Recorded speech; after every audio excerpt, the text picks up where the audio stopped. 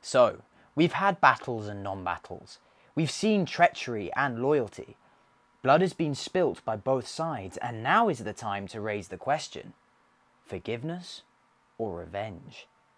Margaret has not forgiven, Butcher Clifford did not forgive, and now it turns to Edward, the eldest son of York. Will he forgive? Will he forget? Or will he avenge the deaths of his father and brother? What would you do? I don't know about you, but reaching 10,000 steps always sounds easier than it really is. I often wonder, why 10,000? What is it about that number? Are there actually specific health benefits to it, or has someone simply pulled it out of, well, you know where? But none of that really matters. While on your 10,000 step crusade, have you ever really wondered where those steps are taking you? If isolation has taught us anything, it is the value of walking and running. I mean, everyone is out doing it. But while out on your expeditions, do you ever think about the people whose footsteps you may be tracing?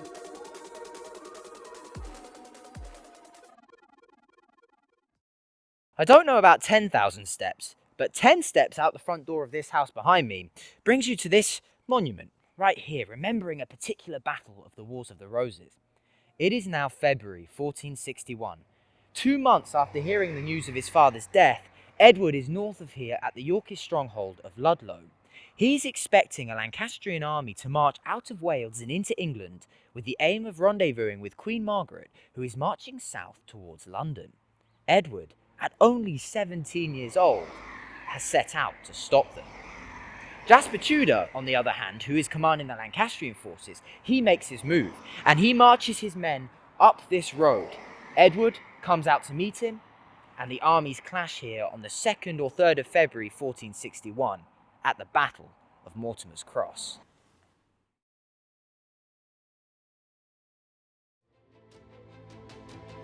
And in the white corner, standing at 6 feet 4 inches and at 17 years old with his very first command, we have Edward, and he was most certainly out for blood. However, things got off to a shaky start for poor Edward, because on the morning of the battle, when the sun rose, there was not one sun in the sky, but 3.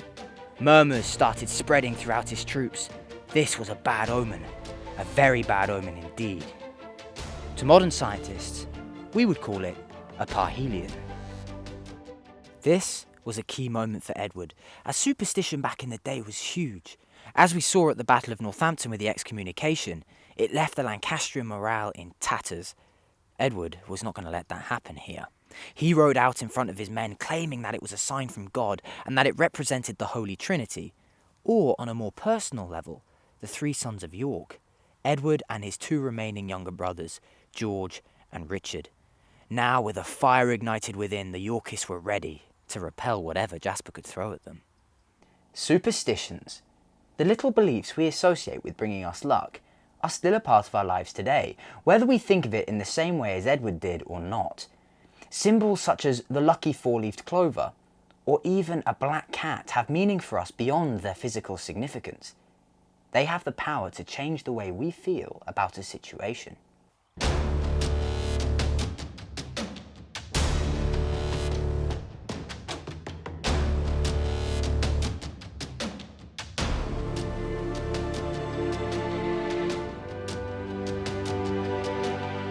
Edward uses the image of 3 sons to convince his army that they would have good fortune in the coming battle, essentially the medieval equivalent of touching wood. Now Edward positioned his army into 3 battles, one on the right, one in the centre and one on the left, and they were actually positioned between the River Lug and a ridge, a little bit like this one, on top of which he positioned his archers, ready to rain an arrow storm down on the advancing enemy. To the south, he hid his cavalry out of sight in the Buzzard Valley. Jasper, he advanced his men towards Edward's front line. As the left flank approached, they were torn apart by the arrows of the archers. For obvious reasons, the men on the left flank, they decide to move towards the centre. Now as they do it, it sends the Lancastrian army into complete and utter disarray. But it's at this point that Edward's army attacks. The cavalry come charging round from the valley, and Edward's front line crashes into the enemy. So they would have been shooting 12 arrows a minute. I thought I'd have a go and see how many arrows I could shoot in a minute. So, on the clock.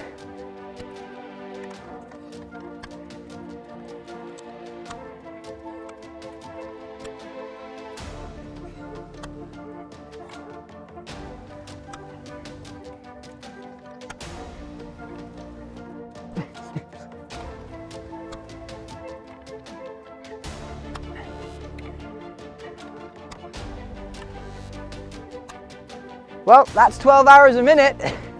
Trapped between the Yorkists and the river, the Lancastrians were quickly defeated.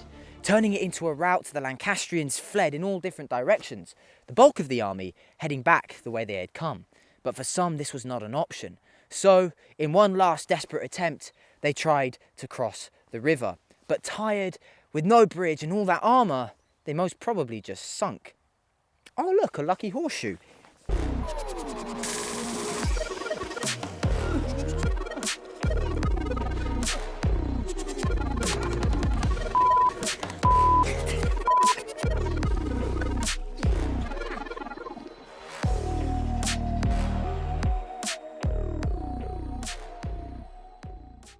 I'm here at the Hereford Museum and Art Gallery to look at this incredible find.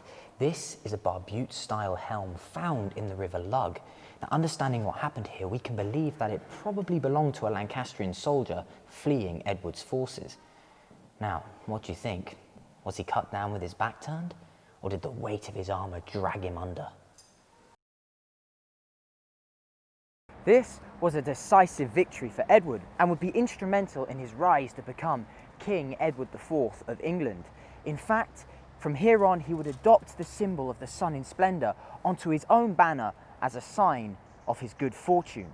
Meanwhile, Jasper Tudor fled to Wales and the other Lancastrian leaders, including his father, Owen Tudor, were executed. Edward got his revenge. This just goes to show, sometimes all you need is a bit of luck. Ah!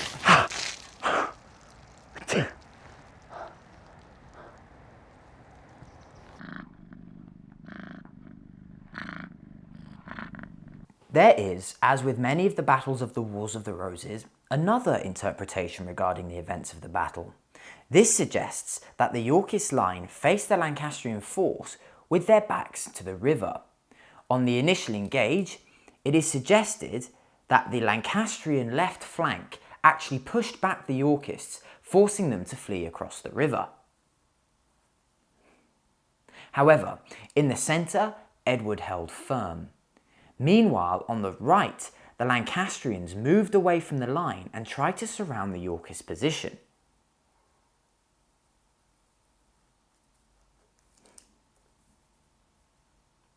Leaving Jasper Tudor's flank exposed in the centre. The Yorkist left flank then turned on the centre and crashed into Jasper Tudor's battle line. By the time the Lancastrian right flank under Owen Tudor could then join the fight, it was over. The centre had broken and begun to flee. As plausible as both of these interpretations may seem, there are some doubts concerning this one in particular, as it would have been a very unlikely position for Edward to have chosen. Placing his back to the river and the marsh would have left him completely cut off and, quite frankly, was tactical suicide. The truth is, we don't even know where the battlefield site really is. There just isn't enough evidence to place it.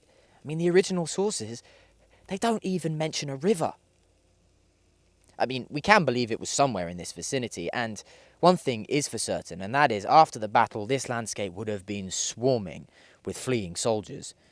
Now, the Mortimer's Cross Battlefield Project, they are working tirelessly on trying to find the location of the battlefield site, and despite the best efforts of treasure hunters, they are soldiering on.